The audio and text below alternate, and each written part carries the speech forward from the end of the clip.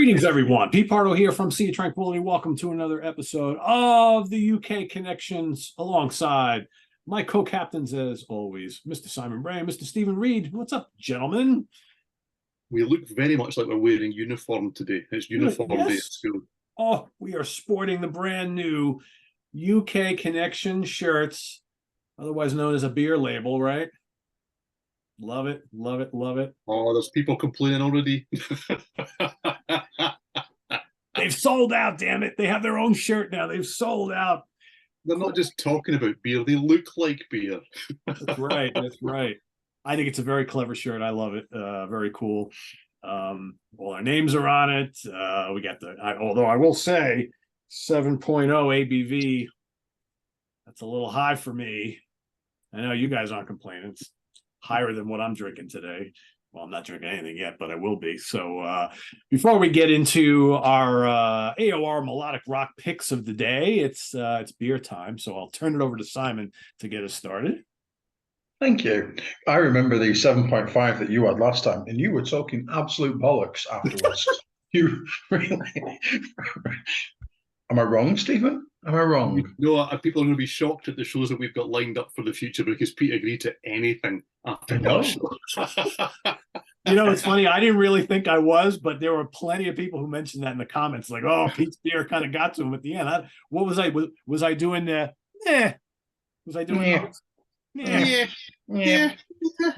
That's what I wanted to bring up. So I don't know what you're talking about. When you mentioned that on the show we did with Andy and Phil, I was kind of like, when do I go? Yeah, do I do that a lot? Yeah. You say, when you don't like something, you go, yeah. Yeah. I don't realize that I even do that. Wow. You don't want to make you self-conscious, Pete. So I don't know. Yeah. Man, oh man, we've all got our crappy guitar song. Yeah, it's not that good. There you go. Fantastic. Oh yeah, I mean, there's is it Connor on Twitter has already made UK Connection bingo, so we're all at it. Don't worry. We've all got the things that we do. I just spear beer all over myself. I know, yeah. This is not getting. I'll bring the shit to order, Charlotte. Okay, right. So just the other day, I went to Rottenstall, spelled Rottenstall, in is it in Greater Manchester? It's in Rosendale. That's where it is. It's in Rosendale, and it made Pete leave. Oh, so good. He spelt on his new T-shirt. Anyhow, about that Bing Crosby discography that we've got to do. It's not really my thing. No, but Pete insisted.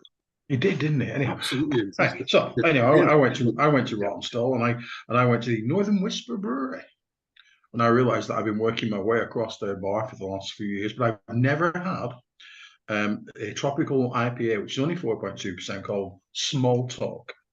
Yeah, Small Talk, and excitingly, it's got Blackpool Tower on it for some completely random reason. Did you say you've never had a New England style IPA? No, I've never had. This is one of the. I think it's the only beer from that brewery I've not had. Oh wow! Okay. In the immortal words of Queen, I'm the champion. I win that brewery. Yeah. So Small Talk. It's a tropical IPA, and I'm very much looking forward to it, just to see if it tastes like Blackpool, which, as we all know in the UK right now, means it tastes of shit. So let's find out, shall we? I'll pour and get back to you. Yeah. Next. Okay, right. Well, less controversial, I suppose. I am in Edinburgh. So this is Stuart Brewing with the straightforward Edinburgh Gold. Gold. A golden ale. Thank you for that. I know you're a big Spandau fan. Yeah, it's an Edinburgh beer that's gold. So it's golden ale. Edinburgh Gold. There you go. And I suppose it is really. That kind of fits the bill. I would say that's reasonably golden. Gold. Thank you. Gold to me. It's gold to everybody. So yeah. Gold in them are hills. And I know that much is true. And if anyone knows Edinburgh, then this will taste like traffic chaos. traffic chaos. That's what it'll taste like. You can't get anywhere in Edinburgh. It's an absolute nightmare. They've killed it. It's a nightmare. But Edinburgh, it's lovely. So thank you. So I am drinking, or I will be drinking momentarily, a beer that was given to me by my good friend Dan Brown, one of the team from the Monsters Den. He brought this back from Maine for me. It's from the Blaze Brewing Company in Biddeford, Maine. It is Red Cliff Amber Ale. So it's kind of like looks like a red cliff, right? So yeah, there you go. Kind of cool can, and it is 5.3% alcohol, 16 ounce, and it kind of looks like this. And if you can tell, it's really carbonated. It looks like soda. It looks like cream soda, except no head whatsoever. What percentage was yours, Simon? 4.2. And I'm a 4.8 because I didn't mention that. 4.8. So I have the strongest today. Wow. You're on the strong stuff again, Pete. Oh boy. Yeah, but this 5.3 is not too bad. Yeah, it tastes like a red ale. This tastes like a golden ale. Tropical. Yeah, it's good. Unremarkable, but it's good. It's not bad. Well, this is better than unremarkable, actually. This is yeah. Really nice. Simon, you getting those notes of tangerine and grapefruit and pineapple in yours, or no? No, it's not alcoholic lilt then. No. General tropicality. All right. Well, can't win them all, right? Tropical taste. Okay. Can't win them all. See what you did there. Owned by Coca-Cola now, isn't it? Yeah. So yeah. It is. Yes. No, absolutely is. Yes, correct. It's an educational show as well. AOR Melodic Rock, you know how it goes, guys. We got 3 selections today. 1, kind of a classic. 2, kind of a more underground classic. And 3, they made an AOR Melodic Rock album? What? I'll turn it over to whichever one of you gentlemen wants to start talk about the 3 and then get us started on our first selection. Well, I'll mention the 3 and then we'll hand over to Simon for the first album. So thanks. Don't say I'm not good to you now. So the 3 are Billy Squier, Emotions in Motion, which I'll hold up like this. Thank you very much. Top 1. There we go. Yeah. Okay. And then we've got the self-titled debut from Romeo's Daughter, which is so good that for some strange reason, I appear to have bought it twice. Didn't know I had done that until I started this, but anyway. And the Maiden AOR album, we have Equator from Uriah Heep. That's what we've got. So that's the 3. So we'll start with the classic Billy Squier, Emotions in Motion. Go on, Simon. Thanks for that. I think it's fair to say that when Pete said, "Hey, what about Billy Squier, Emotions in Motion?" 2 of us may have well said to each other somewhere else, "I've never heard a note of his music." And I remember you saying that. I was thinking, really? Because he was pretty big. Just nothing. Just nout. Zip, zilch, diddly squat, nothing. And now I have. Yeah. Just hold the album up again there, Pierre, if you will, please. I can only assume, and I'm sure I read that Andy Warhol did that. Did he really? I don't know. But anyhow, I'm sure that they went into the art direction meeting and said, "Hey, I'm Billy Squier. Make me look like Kevin Cronin." Yes, never thought of that. He absolutely does. Yeah, right down to the pad here. Yep, exactamundo. But yeah, that's about as interesting as it got. No, that's not true. I'm not entirely sure that I would class this as 100% melodic rock / AOR. He might have an album or 2 that came after it that might represent it just a little bit more. Kind of like when we did the Duke Jupiter episode, right? It's like the one that we chose may not have been the quintessential one, but I kind of picked this one because it's one of his bigger albums, and there's enough on there that I think kind of qualifies. But yeah, it's hard rock, it's commercial. It's definitely does melody, doesn't it? But it doesn't do AOR in the sense that practically everything else that we've looked at does it. You know, it's not a watch with keyboards and Perryisms and stuff like that. That said, initially I thought, oh God, this is shite. I don't like this one little bit. Oh God, no. But you know, I've come around. I've come around to it. I've come around to it. I think before I did any reading up about it, I thought, wow, this actually sounds a bit like Save Me era Queen. You know, the guitars and stuff. Then it turns out it was actually produced by Mike, wasn't it? Yep. Good old Yes. Mike. Didn't Mike do the Doc Holliday album that we love so much, Pete? I think he did, didn't He did.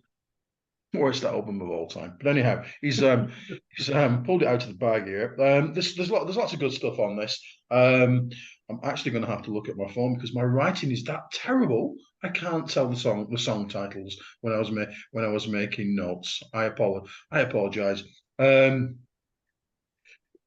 Everybody Wants You. I find a little bit new wavy. Oh yeah, Pete. Yeah, go for it. Yeah, yeah. I'm hearing in my head, son. Yeah, Learn How to Live is good, well arranged pop rock. The guitar is good. The guitar is good throughout. I think we can comfortably say that. Yeah, we're all nodding. In Your Eyes is a cool cool ballad. Keep Me Satisfied. I love the piano on that. It's quite southerny, quite boogie-ish or boogie-ish, depending on how you want to say it. I like that. You'll be unsurprised to know that It Keeps You Rocking, which is a bit Zeppelin-y. Not my favourite. Yeah, I wonder why. Who'd have seen that coming? I like One Good Woman, which is absolutely sax-tastic. Yeah. Do like a bit of saxophone. It's kind of like the anti-harmonica, isn't it? Really. Yeah, I do like it when a sax turns up just occasionally, and it gives you that kind of foreignery vibe. More of them later. She's Your Runner is arguably my favourite song on the album. Great solo, nice keys. I'm pleased to have met this record. Very pleased to have met it. Not going to go out and buy it, but I. See, you don't need to do that now, though, can you? Because you can stream everything if somebody gives you the codes to their Spotify. Somebody has.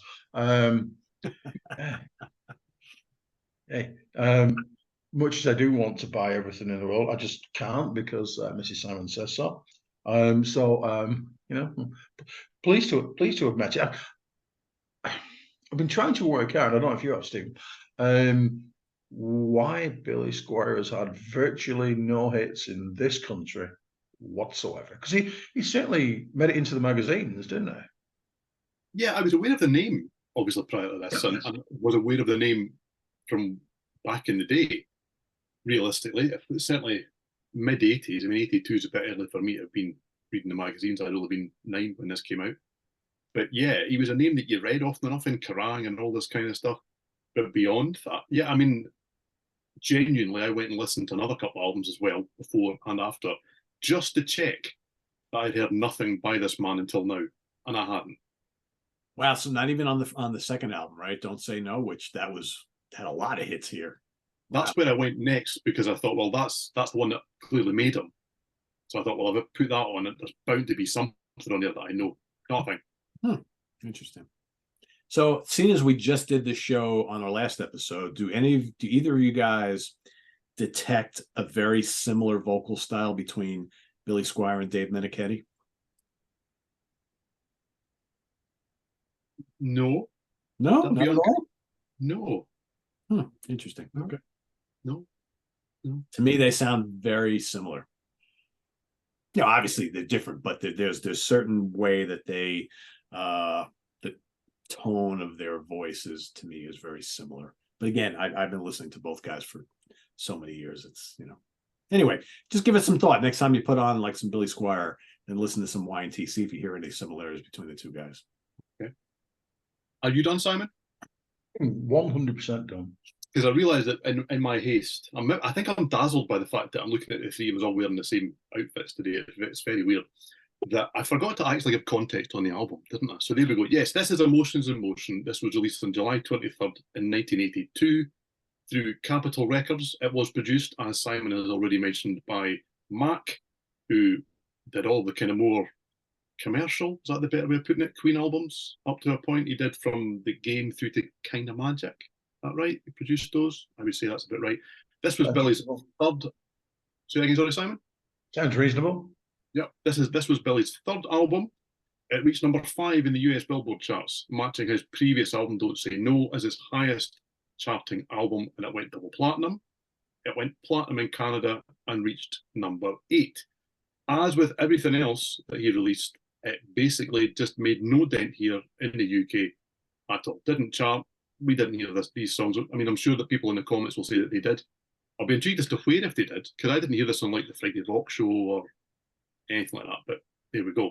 Do you guys remember him touring there? Did he tour there much at all? Because he toured here all the time. I was just not that I'm aware of, but it wouldn't be a name I was looking for. Does that make sense? Yeah, yeah. You know, I've never seen one of his videos, and I'm reliably informed that he destroyed his career back with a video. Yes. Seen it? Oh, did not know. Yep. Yep. So if his next album, which is Signs of Life, which is right here, he had a very big hit on the album called Rock Me Tonight. Very cool song, very catchy. I think you guys would really dig it. However, the video was absolutely ridiculous. The video had him and only him in like his bedroom prancing around with like sequin scarves, and it totally killed his career. The video, whoever greenlit that video, just he was before that known as like a tough guy, hard rocker, toured with a lot of metal bands, you know, opening up and whatnot. And then they released that video, and everybody assumed that he was perhaps of a different persuasion, and it totally killed any momentum that he had. And the unfortunate thing is, it's a really good song, but the video, go watch it after we're done. Rock Me Tonight is the name of the video. It's absolutely ridiculous. But yeah, that basically just killed his career here, unfortunately, which is really sad. But, I mean, while we're already off on tangents, is it The Stroke that's on the album before that was the big hit? Yeah. I mean,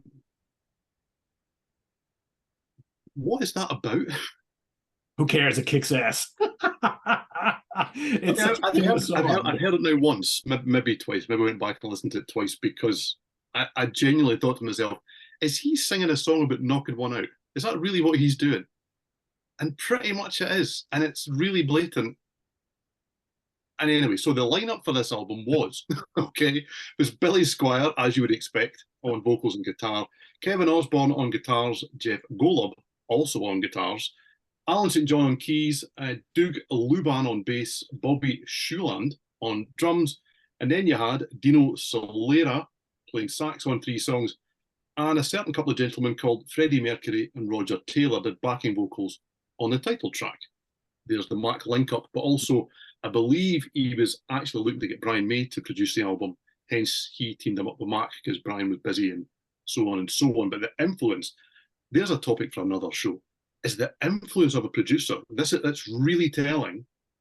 And I think at least 2 of the albums, probably maybe definitely all 3 of the albums today, that the producer came in and went, hey, let's make an album that sounds like this.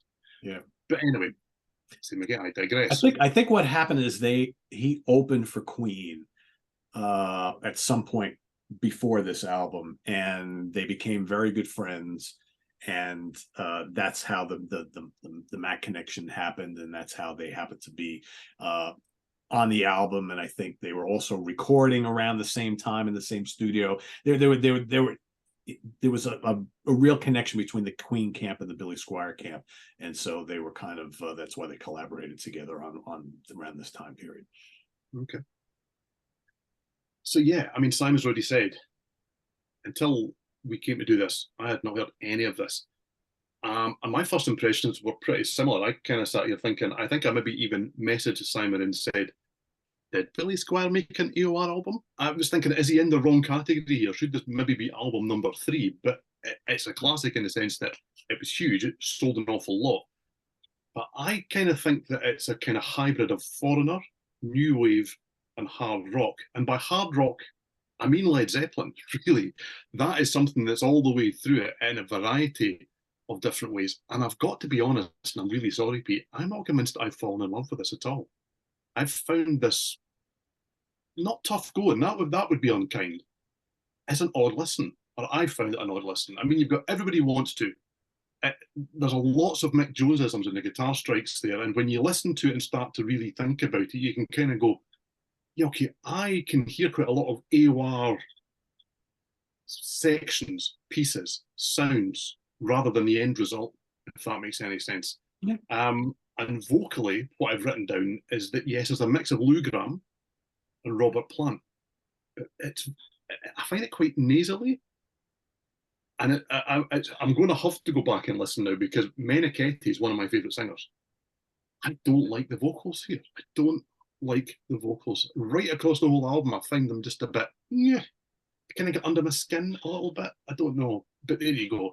I mean, it's an odd album in the sense that the title track then has a bass line that's just lifted straight from Queen. I mean, it's like they've gone and just pulled John Deacon in and go. And he did. And walked out again. It takes you all over the place, I think. Learn How to Live. There's lots of keyboards, electro drums. It's very new wavy. I almost kind of came up with new wave OR as the way to describe this album in that sense. But it also has a bit of a Cheap Trick kind of vibe to it. There's so much going on here. I maybe just need to spend longer with the album. I don't know. I think vocally he's a bit like a warbly Roger Taylor on In Your Eyes. And there's even that bit at the start of the song where he's clickety, clickety, clickety, click. And you think, oh, it's Adamant for a second as he's clicking away on the rim of the snare drum. You're like, I've heard that. Oh, it's not that at all. Good. And yeah, I mean, I Keep You Rocking answered a question that I never knew that I had. And that question is, what would Led Zeppelin have sounded like if they'd asked Brian May to join and made them a twin guitar band? And I don't dislike that, actually. It's a strange old kind of notion, but it does sort of work, I think. Then there's One Good Woman, Catch-22. I quite like these. There's a bit of a groove.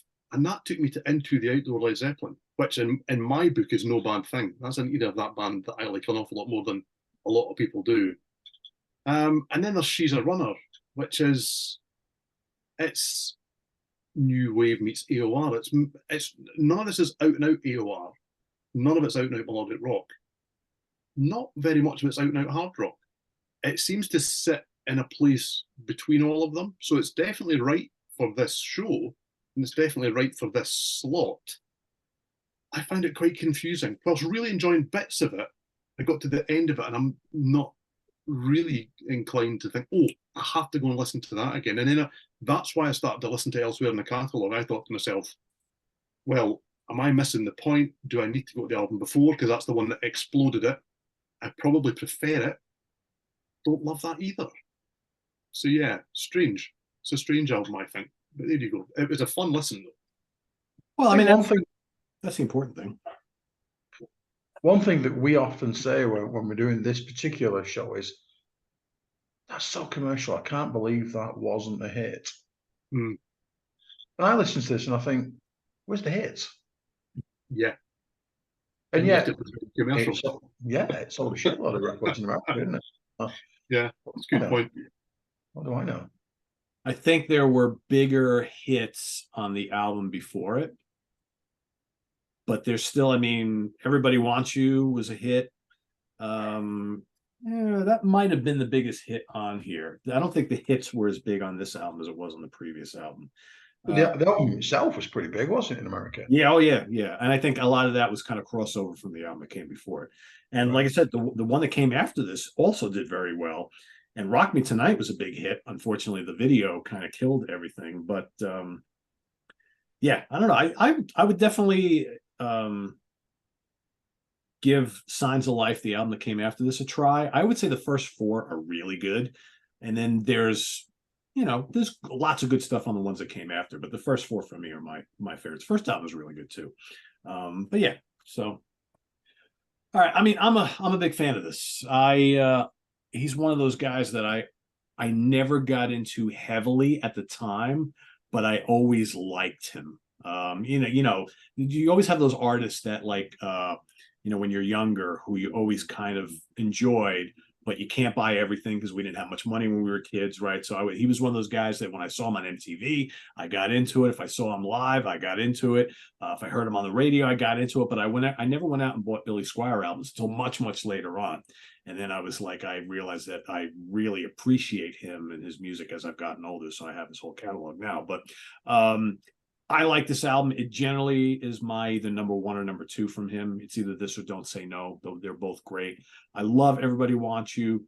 I love the title track, Emotions and Motions. I think it's got real good groove. It's got big heavy metal guitars. You can hear the Queen influence all over this album. Learn How to Live is a great song for me. It's like one of the sleeper songs on here.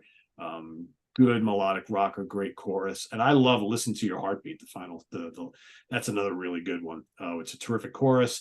Catch-22 kind of sounds a little Bad Company-ish to me, I guess. And there's a couple on here that maybe aren't. In Your Eyes, not one of my favorites, but I kind of like it. It Keeps You Rocking is good. That's a good rocker. One Good Woman's kind of funky. She's a Runner's kind of anthemic, but also kind of new wave-ish. I totally hear what you're hearing as far as that little new wave element here. It's 82, so like the Cars, Blondie, the Knack, maybe a little Cheap Trick. There's that kind of like power pop new wave thing that kind of bleeds into here. But influences from all over the place, and that's the one thing that maybe back in the day made me not want to buy his albums, because there is so much variety, maybe too much on some of these albums. And I like the big rockers, but now in my older age, I don't mind the more pop stuff and the other differences. So so I really like this album. So yeah, maybe though, Simon's really, I think, hit the nail on the head there. We often say, and I may be prone to say it quite soon, this album should have been huge. This band should have been massive. This was the sound of the time. I don't think Billy Squier was the sound of the time, but what he did was he managed to tap into different markets that were, and bring it together and make something that is slightly different from all of those. Yeah, it's not new wave, it's not AOR, it is hard rock. It's all of those things all at the same time. And maybe that's why people who liked different scenes came together and thought, well, actually, I can get into this as well, because it sounds a bit like Foreigner, it sounds a bit like Bad Company, it sounds a bit like the new wave bands. Yeah, okay. I think that's a really good way of looking at it. he was pretty early on kind of lumped in with the whole metal crowd, and that really was never his thing, right? I mean, none of this is really metal. Yeah, there's some metallic guitars on like some songs, but this was never metal. And I think very, within, like, by the time this album came out, you realize like, well, that's not really what Billy Squier is all about, right? Stroke Me notwithstanding, the rest of the catalog, yeah, there's some great rockers here, but it's not metal by any means. Indeed. All right. So the album number 2. Classic. Yes. So I'll do the context in the right place this time. Okay. So this is the debut album from Romeo's Daughter, self-titled. It was released through Jive Records in 1988 in the US. I didn't realize it was released in the US before it was here, because it wasn't until April of '89 that it got released in the UK. Wow. It was produced by Robert John Mutt Lang, and the man with the smoothest hands in rock, and a special place in Simon's cupboard. And he's never allowed out of there unless Uncle Simon says so. So that's yes, John Parr is also part of this and part of the wider story as well. Strangely enough, the pair worked together on 3 songs. Parr did the final 4 tracks on his own, and Lang did the other 4. That's an unusual way of doing things, but yeah, you don't hear that too often, right? No, you really don't. So the band's lineup was Lee Matty on vocals, Craig Joyner on guitars, and Tony Mittman on keys. Noticeable absentees in the lineup there, you would suggest, but that was kind of the age. Bass and drums and all that kind of stuff as regular band members at this stage. And the album reached the lofty heights of number 191 in the US Billboard charts. I mean, that is scraping in there, isn't it? It's scraping a mention, but it did chart. It did chart. But as far as I can tell, it really failed to do anything here in the UK. There was 3 singles released from the album. Don't Break My Heart, which reached number 73 in the US chart. I Cry Myself to Sleep at Night, which I don't know if it did anything in the real charts. There are other charts where it did, but I think I made them up in my bedroom, so I wouldn't worry. And Heaven in the Back Seat, which also featured In a Nightmare on Elm Street 5. you know, so it's not quite the cachet that it still had at one point. And that got to number 97 in the UK. So we did buy some Romeo's Daughter here, but not very much. The band would want to release one more album, Delectable, which is a much more rocking affair, I would suggest. And it certainly has its fans. I think there'll be people who might suggest we're doing the wrong album, but hey ho. And then they split right after that album was released, realistically. But thankfully, they got together again in 2012, and they have released, slowly but surely, another 3 albums, with the third being really very recent indeed. And you can read the review on Sea of Tranquility, the webzine, from Mr. Simon Bray himself. I did this afternoon. Very well. Excellent. Very well. Well done, you. Yeah. Go on then, Simon. Tell us what you like Romeo. What you will notice about the new Romeo's Daughter album, apart from the fact that Peter Pardo, him of Sea of Tranquility fame, says that the artwork's a bit shit. Just saying that's what he said. But no keyboard player. Yeah, weird. Given the preponderance of keys on this. Yeah. And I don't know if you noticed, you know, I look at these things that both on the front, but also on the back, the keyboard player is kind of a little bit faded. You notice that it's a little bit not quite as much as Lee Matty. So yay. This was my choice, wasn't it? Yes, Stephen. You want to say something? No, I'm waving because that's almost like what they're doing to him. Okay, this was my choice, wasn't it? I love this record, loved it then, loved it now. I think I first came across them, I think, because didn't Kerrang put out an actual VHS video that it stuck to the front of the magazine for one issue with I think all the bands were of the female fronted persuasion. Kerrang would never have done a thing like that for extra scales. Never. No. Definitely not. I think, yeah. I can't remember who else was on it, but this is the one that really got me, because I cry myself to sleep at night. It's just so fantastic. I cannot believe that wasn't a hit. Thank you. I think that's a trend we're going to hear mentioned quite a bit during this segment. So commercial. I just can't believe it. I mean, Wild Child, what was a hit for Heart, vaguely? It's on here, written by Romeo's Daughter. Oh, just side one is virtually perfect. Heaven in the Backseat, you know, when that thing, that's my impression of a police siren. It wasn't very good, was it? But no, just again, can't conceive it wasn't it. Don't Break My Heart. Yeah, just really good. And then side 2 is, it's got Velvet Tongue, which is just like so sultry. Touch Me With Your Velvet Tongue. So I mean, you've been like eating something funny. I don't know, dog food or something? I don't really know. And it's also got the incredibly poppy, and I can't believe it wasn't hit, well, it was never released as a single, Inside Out, which they still play live now. And when you go and see them in the compact and bijou surroundings of wherever they're playing, you know, the crowd goes wild and gives it all the because it's a tune. It's a banging tune, and it's a banging album. It really is. How long have I had this?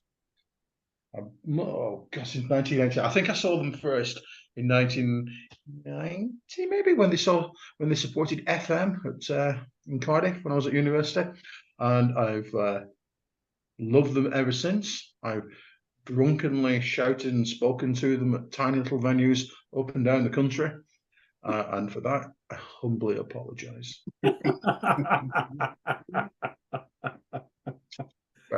Very much so. It's just a great record that I can't find on streaming anywhere.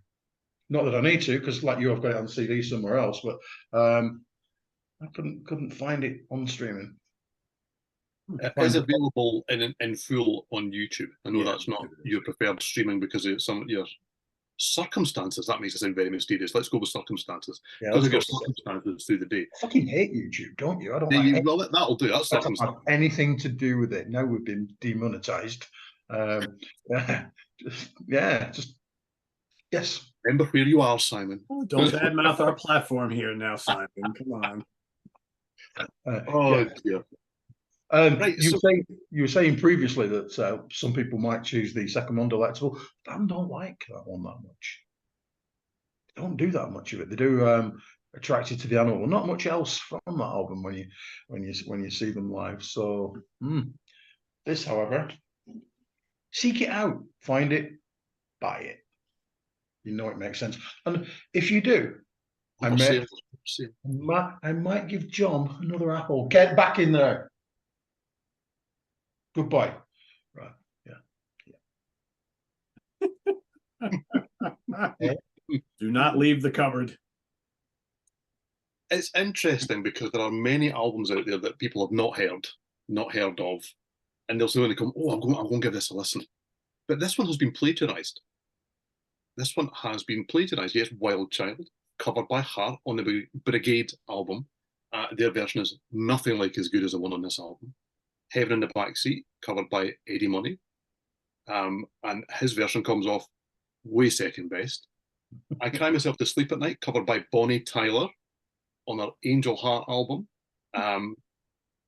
Chrissy Steele. And by Chrissy Steele. Yes, and that version, in my humble opinion, is the best of the three. The Chrissy Steele version is outstandingly good. Okay. Bonnie comes last. Who'd have thought? Okay. And then Stay With Me Tonight, covered by Steps. Covered by Steps. I feel like I should have known that. Can I point out that Ed Poole, who was the bass player for quite a while for Romeo's Daughter, certainly was, Bonnie Tyler's musical director, Fact Fans. See, maybe that's how it all comes together. I'm a complete stalker. So this Stay With Me Tonight is on probably one of those two Styx albums from the 90s that I never listened to, right? Steps. Who? Steps. Oh, Steps. I was going to say, I didn't think Styx did it. No, Steps. Excuse me, that's the Scottish brogue coming through. Sorry, I was going to say. Well, I mean, there's no describing what the masses will listen to, because Steps were just utter pop drivel. And I'm sure that somebody will go, "Oh, the cover of Tragedy by ABBA was great." Right? Steps? I mean, you go and listen to their version. I like Steps. I like pop music. Go and listen to their version of Stay With Me Tonight. It's the blandest thing in the world. It's like drinking flat lemonade. It's just lemonade. Fizzy juice. Pop, as they would say in your part of the world, I'm sure. Never said that. Okay. Yeah. Issues. There are issues here. Okay. Whoa. Uncle Simon got a bit nasty there. I love this album. It's really good. Love this album. I'm only going to say 3 words though. Def Leppard, Hysteria. There are, for someone who doesn't necessarily love that album, Mr. Bray, I mean, it is all over this album. It is absolutely all over this album. I mean, Mutt brought the handbook with them for this one. Do you know, there's just no two ways about it. Those backing vocals, the way that they're back, some of those riffs, that kind of electronic sound effecty things in the background, he'd done all this before. He had done it all before, but it's done really, really well here. And the big difference is there's a great singer on this album. That's the difference. I mean, I don't have a problem with Joe Elliott. Maybe not so much now, but certainly back then, Joe Elliott was not the best singer in the world, but he worked well with the band that he was singing for. That was the thing that worked for Def Leppard for me. Lee Matty can sing. Wow, she can sing. Yep, Heaven in the Backseat. That's how to get things. Gritty riff. It's balanced out by urgent keyboards. Chorus is just perfection. It's really, really good. Don't Break My Heart. That maybe pushes into that Def Leppard territory just a little bit too much. I kind of find that I get distracted by how Def Leppardy that is, if I was to be honest with you. I Cry Myself to Sleep at Night. That is one of the great lost power ballads. That should have been a massive hit. Do you know? And what I really like about that song is there's a great guitar solo in there, And it's not that kind of overblown schmaltz that most songs like this had. It's just a really tasteful guitar solo played for the song. It's really good. But the energetic stuff like Wild Child, Inside Out, oh, phenomenal. And him, Look Through Golden Eyes. I don't know why bands decide to put things in brackets on songs, but there you go. You never quite know how to say them. There we go.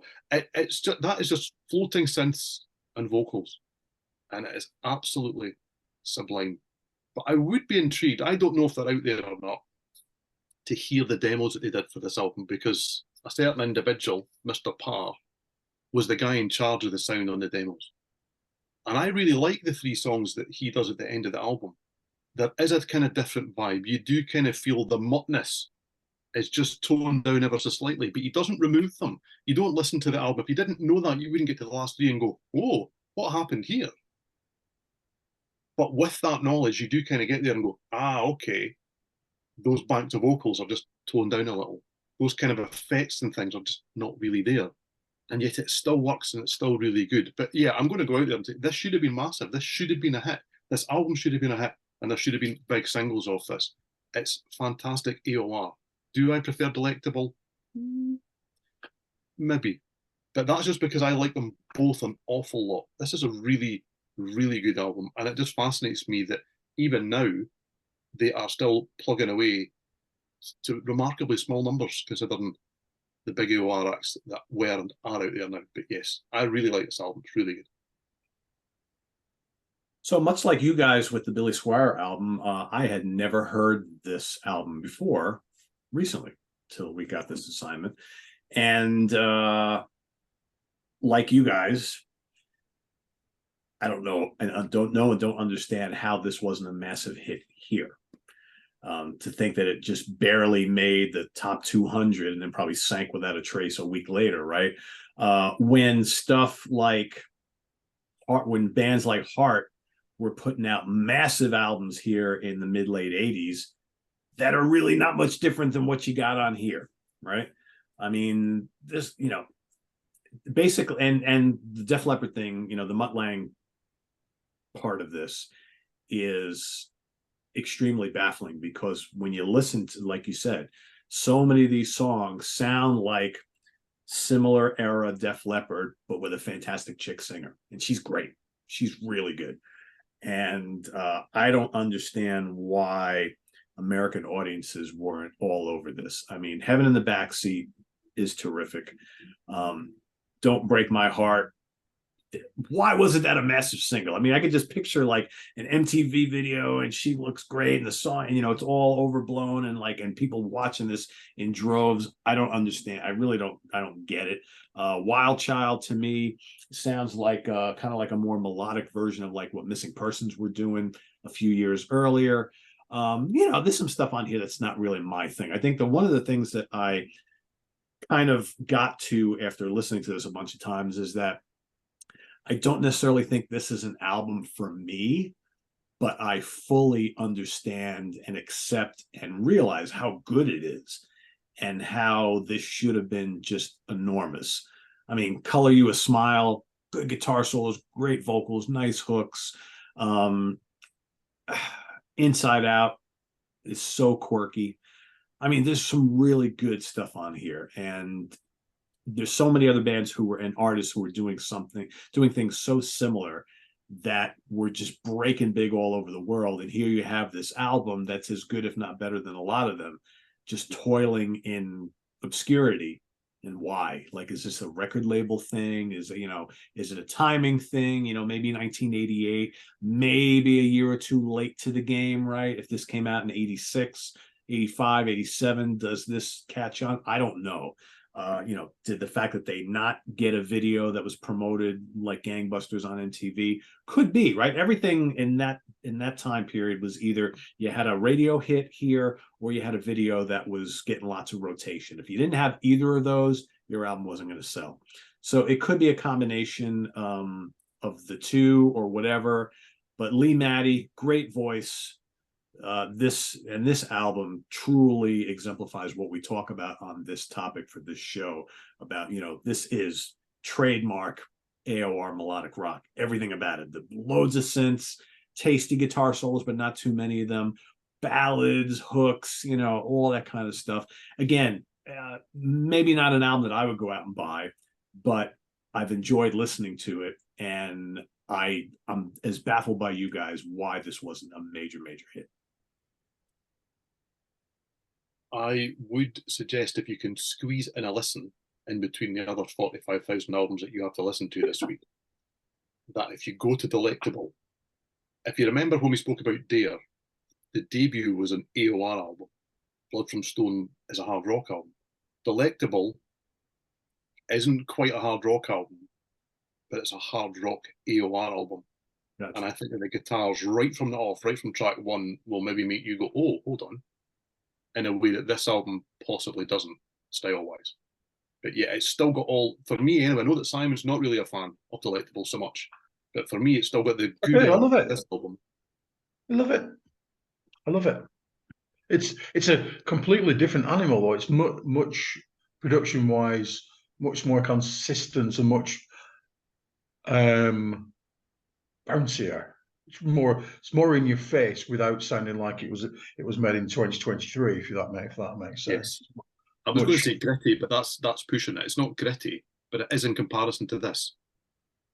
Yes. I mean, I sound like I'm talking this down. This is great, by the way.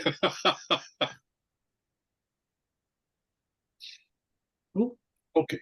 So they made an AOR album. So we've gone for Equator from Uriah Heep, which wants to do lots of, but anyway.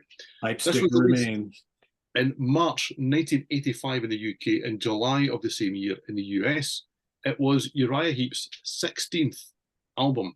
I think it was their first and only to be released through Portrait here in the UK and Columbia in the US, which has made reissues hard to be done until more recently. It's the pet hate.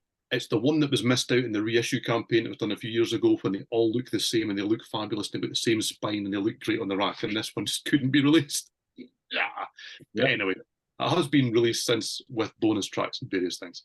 It was produced by Tony Platt, who also worked with everyone from, well, AC/DC, Cheap Trick, Shy, Lillian Axe, Testament, Motorhead. I could fill the whole show with who Tony Platt has worked with and the wide variety of things. And the lineup of the band, and they were, I think, were on a 4-year recording hiatus after this album, was, as you would expect, Mick Box on guitars, Lee Kerslake on drums, Trevor Boulder on bass, who had left the band and subsequently came back just in time for this album. And then you had John Sinclair on keys and Peter Golby on vocals. And for those two, this would be the last album with Uriah Heep. So it reached number 78 in the UK, and it didn't appear to do anything anywhere else at all. There were 2 singles released from the album. There was Rockarama, which you can't say, it's not a word, so you've got to sing it like it's in the song, and Poor Little Rich Girl, which also just went and sank without a trace. Not a thing. They did nothing. So there you go. Yes, Equator by Uriah Heep. What did you think, Simon? Oh, you're going to make me go first, aren't you? Yeah. I don't have the relationship with Uriah Heep that you two crazy cats do, by any stretch of the imagination. It's entirely possible that this year's, is it Chaos and Colour? Yes. Is the first Uriah Heep album I've ever listened to from start to end. It's entirely possible. Okay. That's because it's fucking good, isn't it? Really. If you like that, you should go and investigate the 4 or 5 before it. Okay, so what about the other 20 odd? A lot of the first like 6 or 7. Yeah, they don't all sound like that though. Okay. There's a modern. It doesn't sound like this. No. See what I did? Oh, holy shit! Well, I just,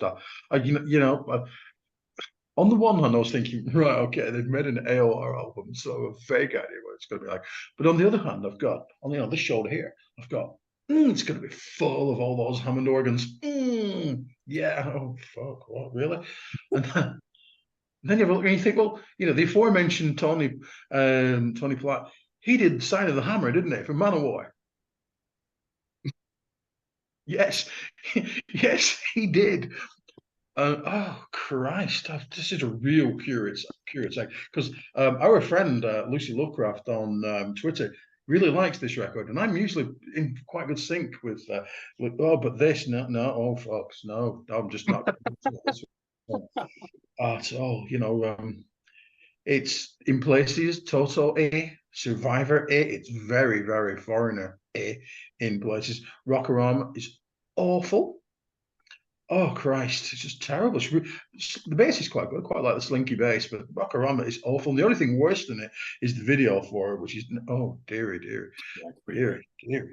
Um, yes, I mean it's not a complete stinker, right?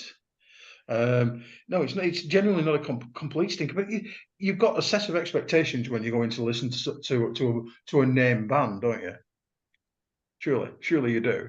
And this didn't meet my expectations in any way. You know, it's not as bad as the Tigers of Pantang that we did the other month, but it's getting it's driving down the same road. But yeah, Lost One Love, the ballad is quite good. Brackets ish is what I wrote. You know, but you know, you definitely find they're definitely going down that AOR route, aren't they? You know, was their career fucked at this point?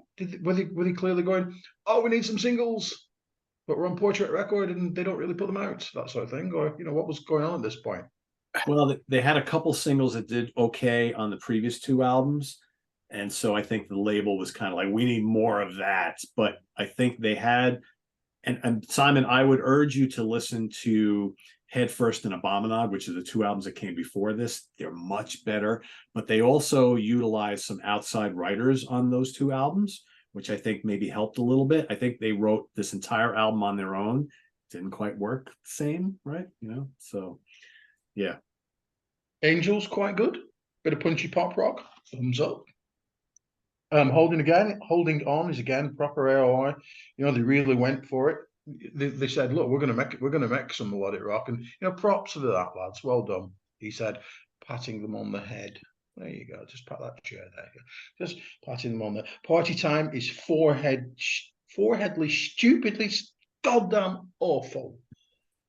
God, that's bad. Certainly not a party. Come on, say it. It's cheesy as all hell. Yes, indeed, it is. Oh, we're breaking out the mozzarella and everything at this point. Oh, it's as bad as Party in the Parking Lot by Johnny Van Zandt. That's how low it is. Oh Jesus.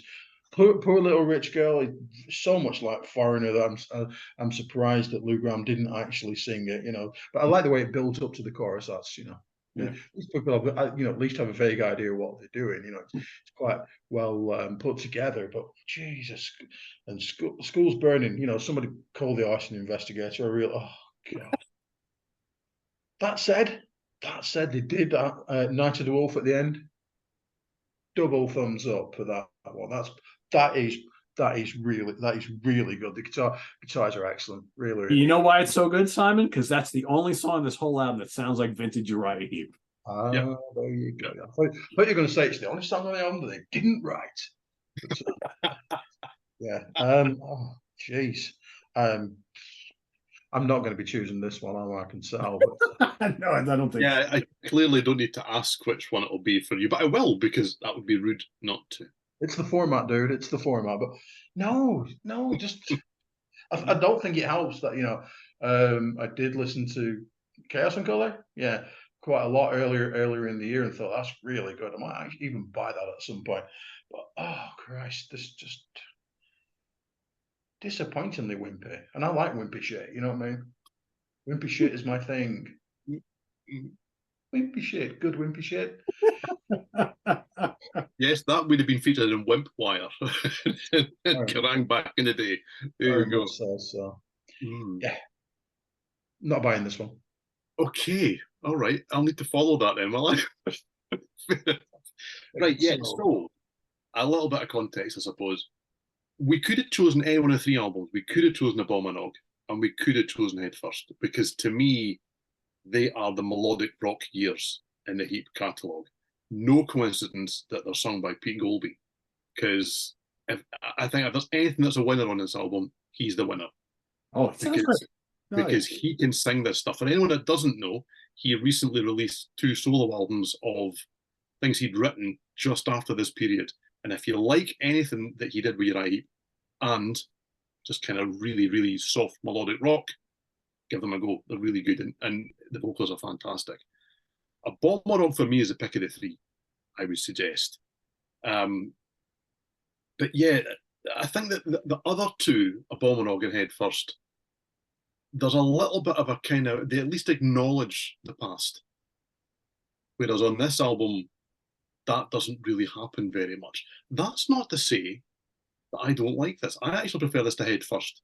Head First is the one out of the 3 to me that sounds like that was the exercise. Let's go and be commercial. Bomberog kind of feels a bit more honest than that.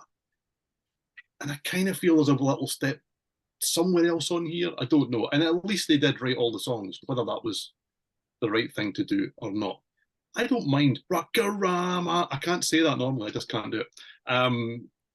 Yeah, it's stupid and it's dumb and it's not a real word. I'm not a fan of not a real word as your chorus.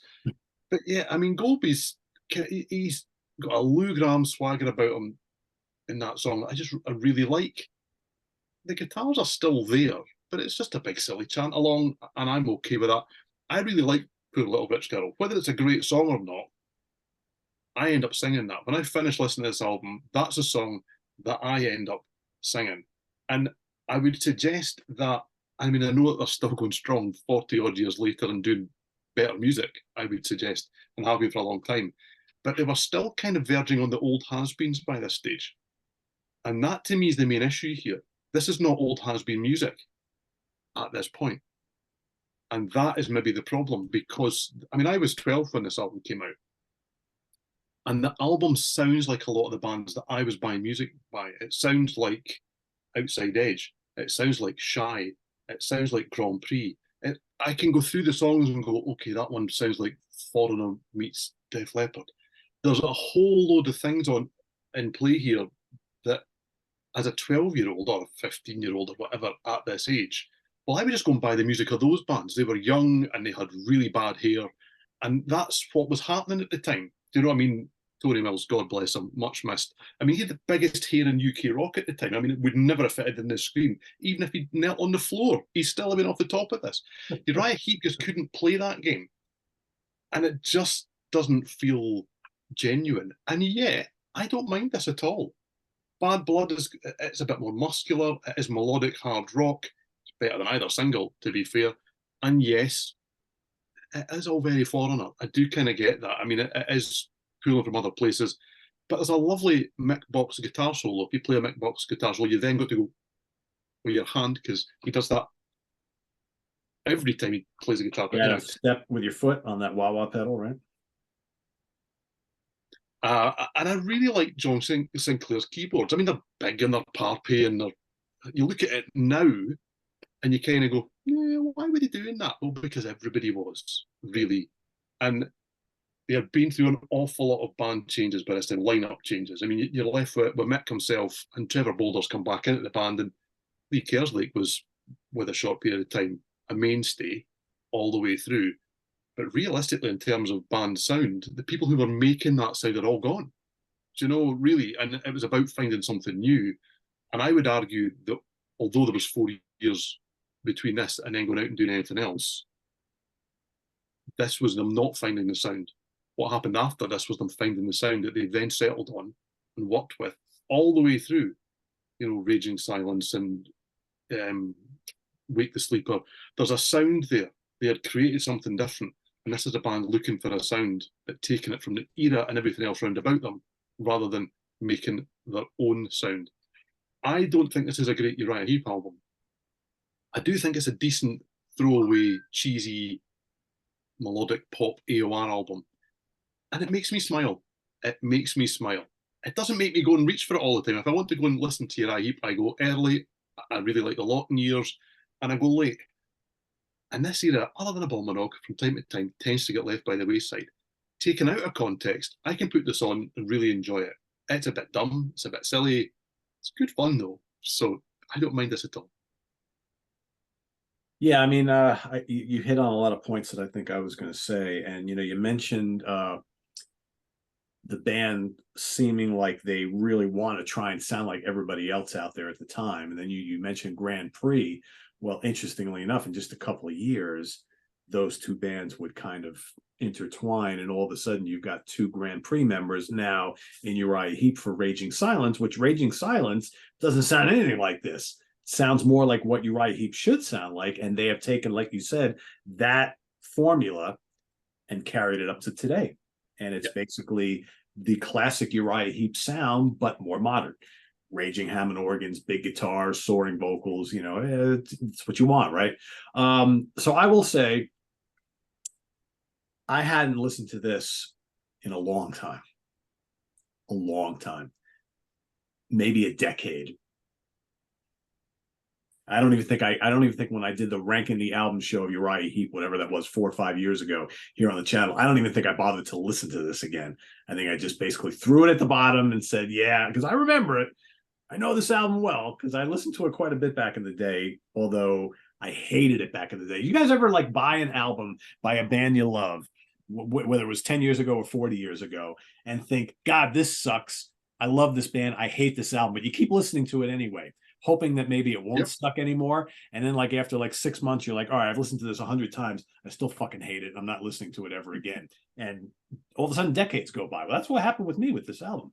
And so I listened to it again recently, obviously for this show. And I'm thinking, it's not very good, but I don't think it's as bad as I've thought it has been all these years. Right. Or maybe I'm just an old fart and I've softened up to it a little bit, right? I think that probably has a lot to do with it. But so, like you mentioned, it's got virtually the same lineup as the last two albums. I love Abominog. It's one of my favorite Heap albums. I've always really liked Head First, but I do know it's flawed. And this basically is the same lineup, save for the Bob Daisley, Trevor Bolder swap on bass, right? It's basically the same lineup. This album sounds to me like a band where the record label said, you need hits. Foreigner's making tons of money. Survivor's making tons of money. You guys got to crank out the hits because you had a couple on the last few albums, right? Minor hits, right? And so much of this album just sounds like Foreigner wannabe songs. I think that's the problem. But they're not bad. I mean, I think Holding On is terrific. What a chorus. Rockarama is dumb, but it's fun. Angel is great. I love Poor Little Rich Girl. I think that's terrific. School's Burning is really dumb, but it rocks.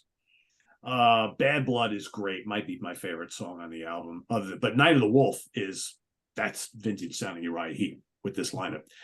I agree with you, Steven. I think Peter Goldby is a terrific singer. I never thought that he was a detriment to this band. I think he was partially responsible for making them sound a little more accessible. And I think it was he sounds like Lou Gramm, I get it, but for the time he was the right fit.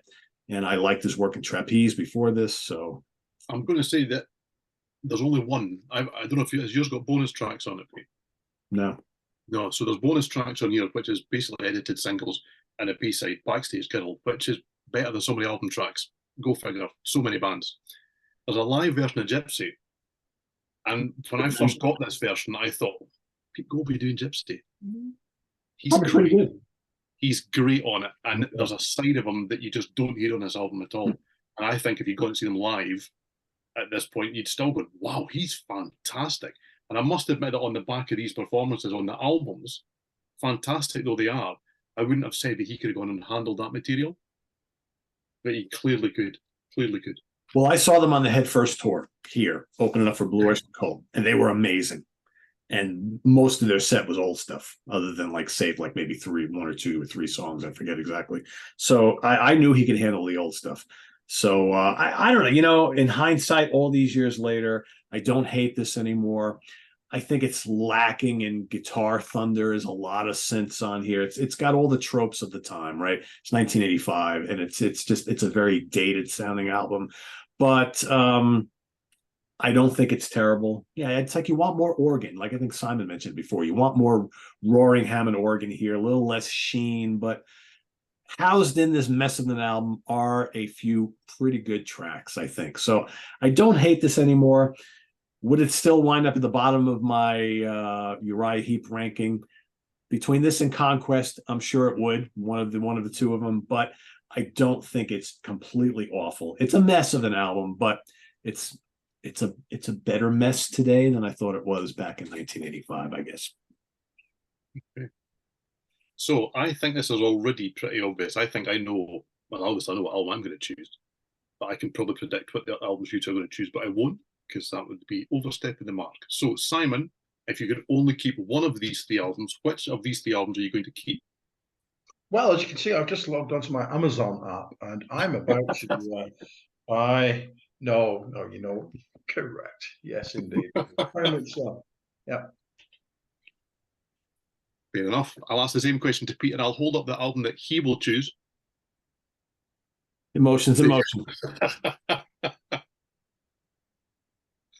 Yeah, I mean, I would be honest, I like this certainly much more than Simon, and a little bit more than Pete, is what I would suggest. But yeah, the winner for me is this one, and it's probably still not quite my favourite album from the band, but it's a lost classic in my humble opinion. So yeah, Romeo's Daughter for me too. I think out of the three, that is the true representation of what we're talking about out of the three, right? Yeah. I would say so. Yeah, absolutely. Cool. Steven, you want to give everybody a preview of our next episode? I do. We are going off-piste, as opposed to what Pete was at the end of last show and slightly off-piste. But we are going off. You really will. I won't lie, I'm feeling a little bit of it right now. Told you that was a dangerous one you had, but there you go. So yes, we are going off-piste with something that we touched on in the last show. We are doing, Simon is sitting there going, have I remembered? We're doing the top 3 killer final albums. We're all going to choose 3 albums that are undoubtedly, definitely cannot ever be followed up a band's final album that is an absolute drop dead classic. And we're not going to share what we've picked, correct? Nope. No. 3 albums, 3 final albums, yes. And I think you stressed there should be no doubt that they will never, ever release another studio album again. Yes. I mean never say never, but I would think it's got to be like some years right between, right? So in other words, we probably shouldn't pick something that came out last year, right? I guess, I don't know. And there may be acts out there who I would suggest with the members that are left, you would argue could not make another album.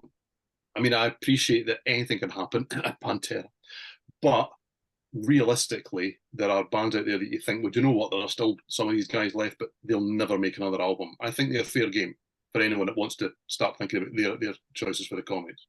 Yep. You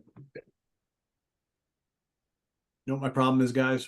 When we record these shows, for whatever reason, every time we record them, I eat a light lunch. I need to not do that. Especially now, maybe not so much this week, but last time, I should never pick a 7.5 beer like when I've had like a peanut butter and jelly sandwich for lunch or something, right? That's not a good idea. Sounds distinctly to me, Simon, like that's the guy that usually sits in the corner going, I'm not drunk. I will admit when I'm tipsy, I'm not the drinker I used to be. I enjoy my beer, but yeah, I remember, 20 years ago, I could drink 7, 8 beers and still say I haven't caught a buzz yet. Now on number 2, I'm usually all righty then. But yeah. I'm still trying to get my head around great last albums. Absolutely not what I was expecting. Yeah. It's not easy. It's hard. Yeah. No, as in it's not what he was expecting. Oh. So I'm still expecting the, animal lives in the water with scales shit that I said last time that I didn't. That's the one after, though, right? Isn't that no, it's not. No, it's not. For anyone watching this show, for anyone that's still watching this show, okay, I put hours and hours and hours of effort into making these two stupid about the schedule. I mean, to the extent that I'm sure that they basically go, oh, fuck off. Right, okay. None of them read it. Nobody reads it. Meanwhile, I keep a very robust schedule for the entire channel, but Steven manages the schedule for this show. This is the only show on the channel where I've left that up to someone else, because I know Steven loves doing that sort of thing. So I look at it. I look at it. Yes, no, I know you do, Pete. I'm absolutely pulling your leg. Simon, on the other hand, I make sarcastic comments off air. you do, yes, absolutely, you do, yes, which are always appreciated. Thank you. Happy to help.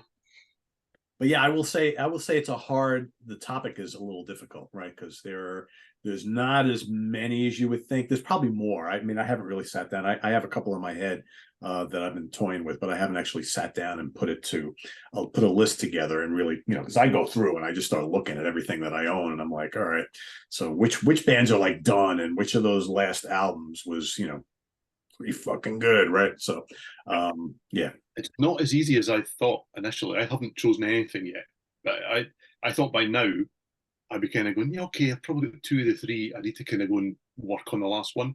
I haven't settled on anything, and I really now do need to go and look through my lists, tell you all you need to know about me, look through my lists and have a look and see who qualifies and what I like. Yeah. And I think too, probably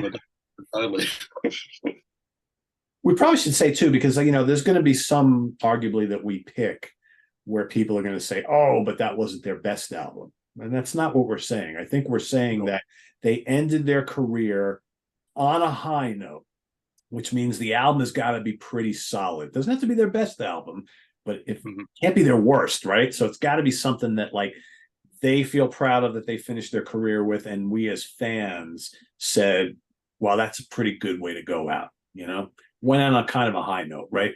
Maybe not a classic album, but it's pretty damn good. That's kind of the way I'm looking at it, I think, at this point. I'm with you there. Yeah, if we were to choose last albums that were the band's best, that the list would be, I think, really quite small. Oh, yeah, tiny. Yeah. Yep. So that's coming up in 2 weeks, everybody. So get your thinking caps on and put your list together, and we'll see if any of the 3 of us duplicate anything. And that'll be interesting. And we'll hopefully have some good beer to drink while we're at it. So in the meantime, this is on the web at www.seatranquility.org. We're on Facebook. We're on YouTube all together all the damn time. Please subscribe if you haven't already and click on that notification bell so you get alert of all of our content as it posts. And please do hit the like button. Also down below, Simon, all the way down there in the video description, we got the links to our Ko-Fi page for channel donations and our merch page, where you can get yourself a wonderful, and Steven's going to talk about the other color that is available and why none of us are wearing that one. The other colours are, well, still black, perfectly acceptable. And I suppose if I was being charitable, I'd call it orange. But realistically, as a Dundee supporter, the other one is tangerine and black. Hence, when it was suggested that I would be sent one of these, thank you very much indeed, hugely appreciated, I would not be quite so pleased with the tangerine and the black one. But it does look cool if you like that kind of thing. If you don't give a shit about sports and you live in the UK, get one of those. If your team's Blackpool, you'll love it. There you go. Right way back to the top of the show. Yep, absolutely. So, till next time, everybody. Thanks for watching. Please let us know what you think of these 3 albums if you haven't heard any of the 3.